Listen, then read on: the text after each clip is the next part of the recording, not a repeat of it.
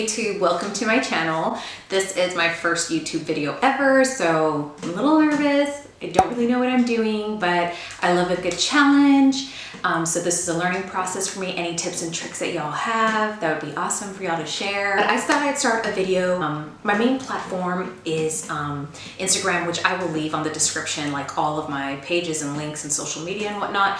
But through my Instagram stories, I had asked about a week ago for people to send me questions that they wanted to know about me. I've composed a little list of all the questions, and I'm gonna go through them with you guys just for you guys to get to know me a little bit. In regards to what my channel is gonna be about, mainly what I want y'all to know is that it's lifestyle, so I'll be talking about fitness, with specific about self-care, self-love, women empowerment, building strong connections with other, successful and brilliant women. I like to share things about my life. I do photo shoots, I do fitness.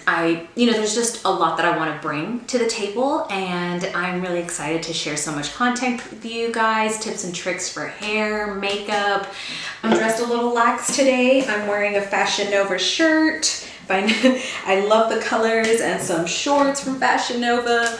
So I will be doing Fashion Nova hauls and clothing and gym outfit hauls as well, and bikini hauls. So stay tuned for that. First question is, where am I from? I am from McAllen, Texas. I'm from the south of Texas, the RGV, the Rio Grande Valley. I'm very proud of being from there. In terms of my background and my history, my dad is born and raised in France, so he's French, and then you have my mom, who was born and raised in Mexico, so she's Mexican, and they met in South Texas, and here I am. So I'm a Valley girl and very proud. The next question says, story on becoming a mom. So I was never the girl who was like, oh my God, I can't wait to be a mom and have kids. I was like, eesh. I never got bit by that mom bug, if you will. So it was really finding the right person. And when he and I came together, it was funny because I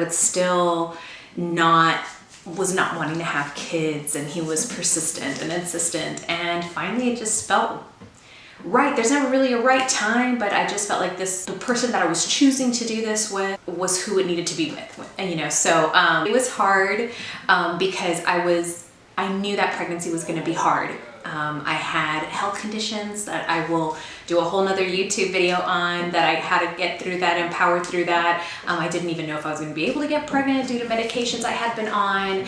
And then also just, I'm 5'1", so, being pregnant so small is really hard. Being a mom has been one of the best decisions that I've ever made, and it feels amazing, and I love everything about it.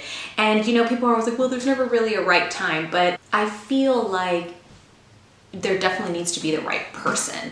Like, you really need to think, do I want to deal with this person for the rest of my life? Because if you're good parents, you're going to try to work with one another, So, I pretty much, we moved to Austin, and that's when we decided to have our daughter, and it happened really quickly, so we didn't have much time to adjust, but it was definitely worth it, and it's the best decision I've ever made. Just a side note on that, guys, I don't speak about my significant other or my child, or I don't show them a lot. On Instagram, I might post them on my stories here and there, but I am very, very, very private about who I'm with and my child, and anything to do with my family, just because I want to respect their privacy. But so I don't talk much about that. I like to focus on women and empowering one another and things like that, but every once and again I'll give glimpses into that side of my life. Next question is, what motivates me? My daughter, definitely. But like I said at the beginning of this video, I love a good challenge. I love being able to do things that are out of the ordinary. We all have things that we're good at because we do it so continuously, but being able to just say, oh, you know what, this is something I've never done before, let's do it. That within itself motivates me. And then I want to give a good example to my daughter, and not just to my daughter. I think of her friends that she's gonna have, and other siblings and relatives, and other women. I just want to set a good example. And that within itself just motivates me to be the best version of me, which includes taking care of my physique, my mental health, my soul, my heart, my body. It just encompasses taking care of myself completely. And that definitely is what keeps me motivated on a day-to-day. The next question is, what's my nationality? Well, I kind of already touched up on that. I'm a little bit of half and half.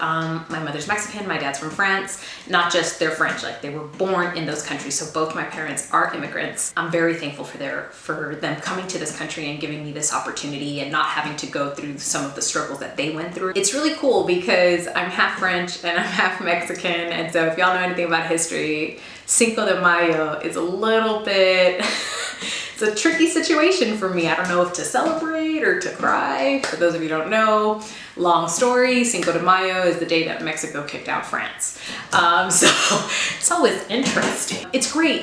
You know, growing up, I got a little bit of shit for it, like, you know, being called a mutt. And at the time it was hard, but I'm very proud to be a mutt. To be able to embody two different cultures is pretty cool, and I feel extremely blessed to say that I'm European, Mexican, American. So that's my nationality. How did you get into fitness? Ooh.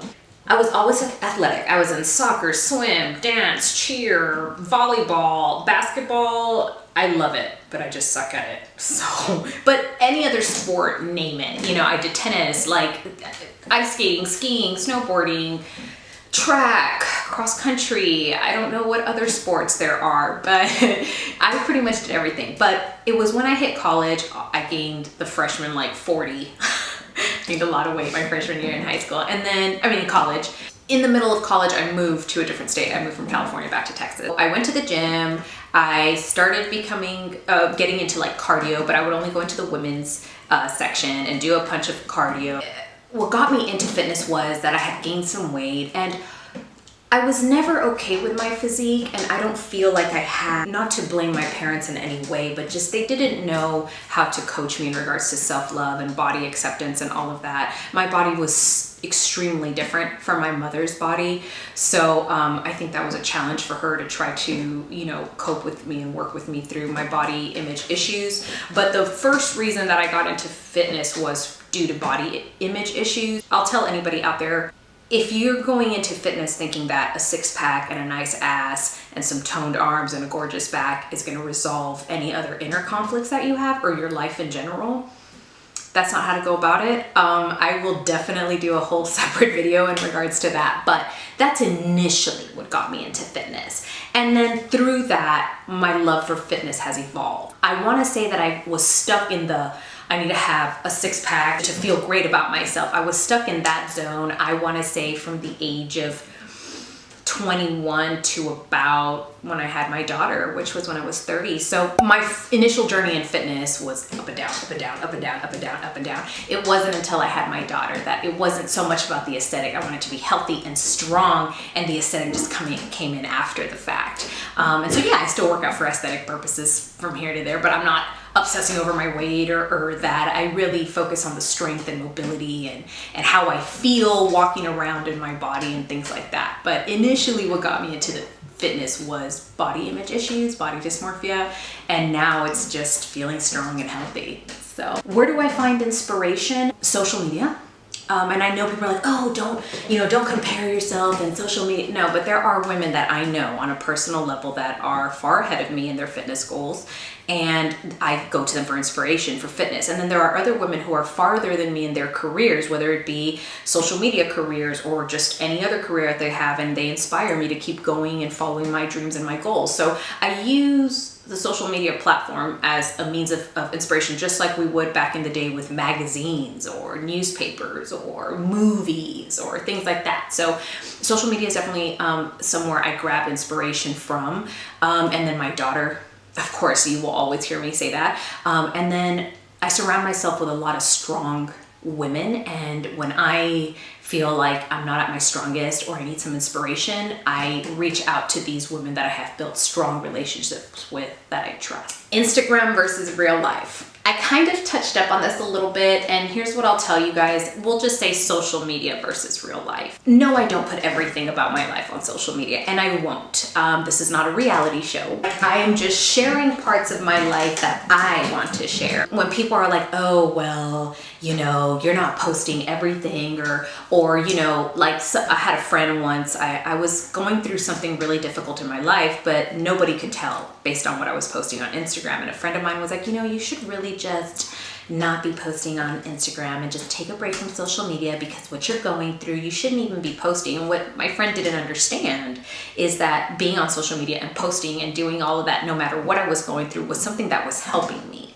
You know, so no, I don't share everything on Instagram or any social media platform. Who my significant other is, who needs to know, knows, and who doesn't need to know, doesn't know. Who my daughter is, again, same thing applies.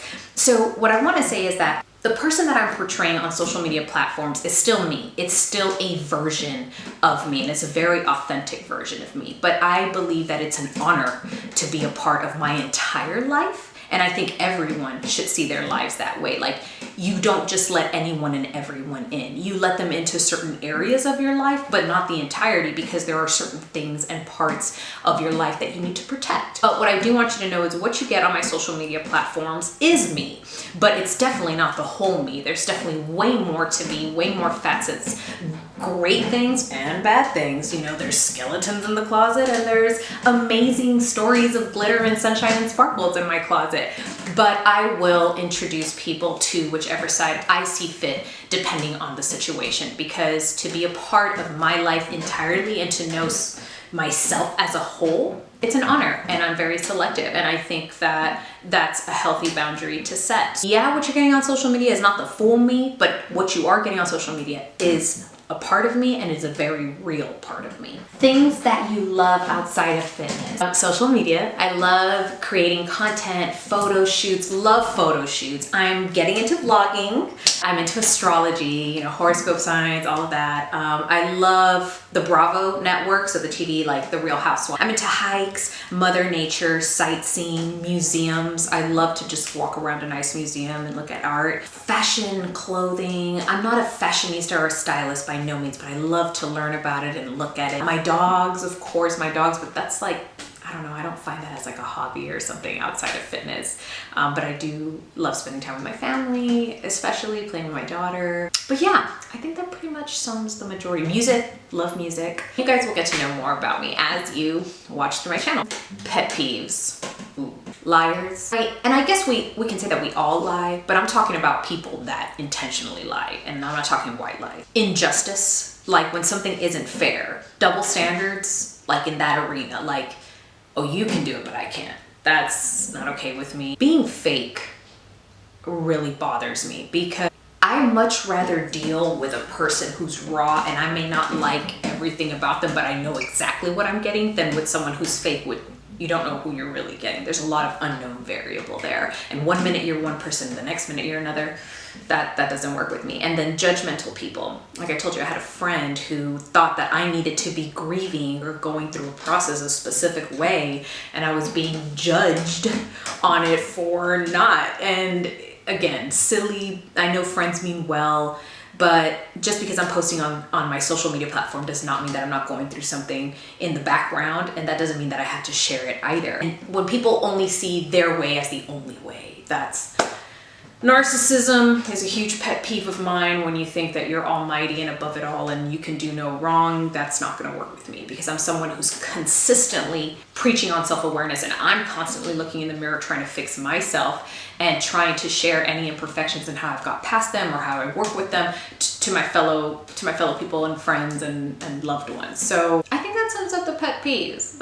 It takes a lot to really get to me like that, but those are some big non-negotiables for me. What piece of advice would you give to your college self? Ooh, I would tell my college self to relax, just graduate. Don't matter how high you graduate. Focus instead on building a network. Know people, because it don't matter that you graduated top of your class. If you don't know someone out there in your career field, you started from the bottom, and it's a struggle. And then you start feeling like, well, did I waste all this time and money, blah, blah, blah. So what I would say is relax, do your work, learn, really get something out of it. But don't be gung-ho on being a straight A student. Get A, B's, and C's, just pass. And instead focus more energy on, okay, let's say you want to go into business management, right? Which is what I have a degree in. One of my degrees is in that, the other's in political science. So, you know, one of the things I started doing in college, I wish I would have spent more time on it, but one of the things I started doing as I was going out is reaching out to Google, Apple, you know, big companies. I currently work for Apple, but I feel like had I jumped on that sooner and focused more on my network, it would have been way easier for me to get into the companies that I wanted to get into instead of going the route that I did, which was like so super hyper focused on getting straight A's in college and building zero network. So once I graduated, it's like, well, just apply to where you can and hope for the best. So I'd say, baby girl, take it easy and focus on your network instead of your grades, but still get decent grades, enough to pass. Anyways, guys, I'm done blubbering. I hope that's a little bit of good information to get to know me. Go easy on me with these videos. Stay patient with me. Again, send in the comments, please let me know, like, hey, you know, try this, try that, you know, do this instead, do that instead, use this, use that. And yeah, I love to learn and I love to empower and hype people up. Again, under the description, I will go ahead and post my social media links, any other links that I have, and I will be trying to upload videos onto YouTube at least once a week. Just give me time to like edit and go through all the editing and figure out how all that works. Other than that, it's been a pleasure. My name's Angelique. Have a good one.